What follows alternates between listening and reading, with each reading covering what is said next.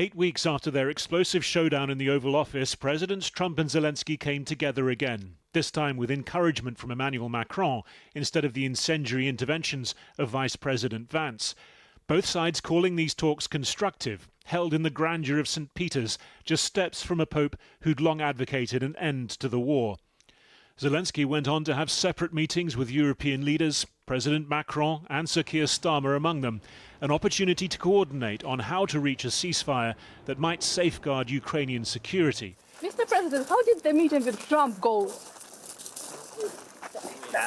Really, we had a productive meeting. I don't want to go to a lot of details, if it's possible, because the questions, very sensitive questions on, of course, totally it's about how to bring peace. On X, Zelensky said a good meeting with Trump had covered protecting the lives of our people, full and unconditional ceasefire, reliable and lasting peace that will prevent another war from breaking out, and calling it a very symbolic meeting that has potential to become historic if we achieve joint results. Under the deal being pushed by the Trump administration, Russia would retain control of the territory it currently occupies. It would, for now, give up any claim on parts of those regions that Ukraine still holds. But the US proposal that Washington would recognize Crimea as legally Russian, even if Ukraine were not required to, appears to be a red line for Kyiv. What is really crucial is to have direct communication, direct dialogue between Trump and between Zelensky, because in this way, we can remove lots of misunderstandings which have accumulated so far. So for me, it's a very good sign what has happened, and I'm really hopeful. The objective clearly to use a few snatched minutes in Rome to try to shift the perception of the US president. Trump's response was a masterclass in burying the lead. Having attacked a New York Times reporter, Presidents Obama and Biden, he eventually added, "With all of that being said, there was no reason for Putin to be shooting missiles into civilian areas, cities and towns over the last few days. It makes me think that maybe he doesn't want to stop the war. He's just tapping me along and has to be dealt with differently through banking or secondary sanctions. Too many people are dying." Hours earlier, Trump had called his envoy Steve Witkoff's latest meeting with the Russian president pretty good. Today, the Kremlin saying Putin had communicated Russia's willingness to negotiate with Ukraine without preconditions.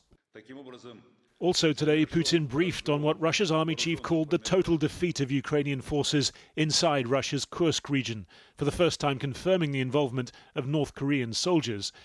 Ukraine's military said it was continuing to fight inside Russia. After weeks of intensifying US and Russian pressure on Kyiv, this has, it seems, been a good day for Ukrainian diplomacy. Will it last? As with so much these days, a question for Donald Trump.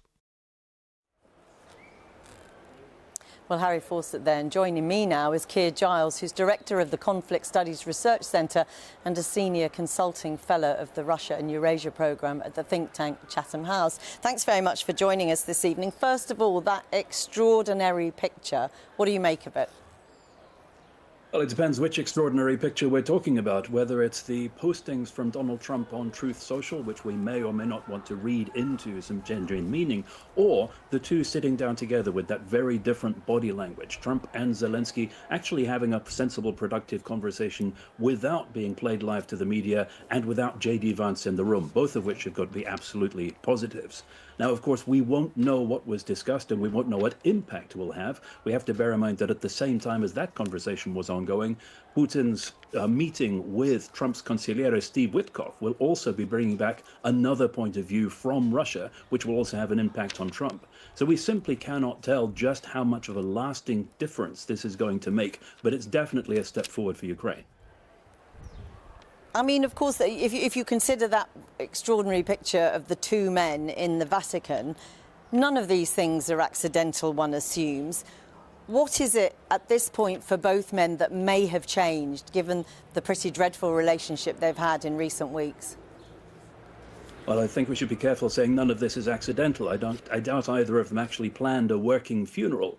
But nevertheless, the fact that the opportunity has been created for Zelensky to get his point across to President Trump shows the extent of support for Ukraine across Europe. And let's not forget there are these two parallel so-called peace processes, neither of which has actually met in the middle at all. What Russia is demanding in terms of surrender for Ukraine and is now being enforced on Ukraine by the United States, and what those countries that actually think Ukraine's continued survival and viability is important for their own security across Europe think is the absolute minimum for preserving that going into the future. Now, what we've not seen so far is any way of bringing those two together. I mean, you talk about the social media posts, and as you say, it's very difficult to read huge amounts, I suppose, into social media posts. It was just a 15-minute meeting, but the tone from both men seems to have shifted quite dramatically. You know, Zelenskyy talking about, potential for this being a sort of historic moment. Well, Zelenskyy has to be positive about meetings with Trump. We've shown what happens when he tries to introduce reality and conversations with the White House. It's disastrous. So he is always upbeat about them. We shouldn't be that surprised. We shouldn't necessarily be surprised about a change of tone from Donald Trump, because this is not the first time he has been critical towards Putin. Each time it happens, we read the tea leaves. We try to divine what's behind his Truth Social post. We see if it actually has a meaning and will be followed through with action, but it never actually comes to pass. All of these occasional sporadic complaints that we've had against President Putin and his unwillingness to bring the fighting to an end never actually lead to any pressure on Russia whatsoever. So in a sense, no change in terms of how Vladimir Putin might respond. Will he respond at all? There's no reason to suspect that Vladimir Putin will respond in any way to this unless and until the United States changes its attitude to bringing this war to an end and actually starts to inflict some pressure on Russia as well as on Ukraine itself. Otherwise, Vladimir Putin has no incentive to change his policy or what his military is doing on the front line.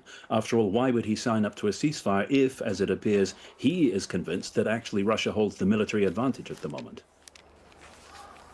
And what about the other countries involved in the wider discussions, including Britain and France? We saw President Macron and Keir Starmer here today. You know, they've offered to send troops. Is that still on the table, do you think? Is that a persuasive part of this argument? It's very hard to tell where those behind-the-doors discussions about potential European troops in Ukraine actually stand at the moment. The talk of the coalition of the willing to try to uphold some kind of peace settlement in Ukraine has gone cold. And more recently, we hear reporting in British media that actually the UK has said, no, it's not feasible to put a force into Ukraine, after Keir Starmer walked back that original proposal by saying it's not possible without the Americans. So where that stands exactly, we simply cannot tell from the outside. But there is a clear understanding that Ukraine needs some kind of ongoing support in order to deter Russia from attacking again, if and when there is any form of ceasefire arrived at. And that's one of the main sticking points between the two visions of how the war might come to an end. One of them is effectively imposing all of Russia's terms on Ukraine. That's the US position. The other one, the European idea, says that there has to be some kind of sustainable and durable ceasefire, and that means making sure that Russia does not feel it's able to attack again. Keir Giles, going to have to leave it there, but thank you very much for talking to us this evening.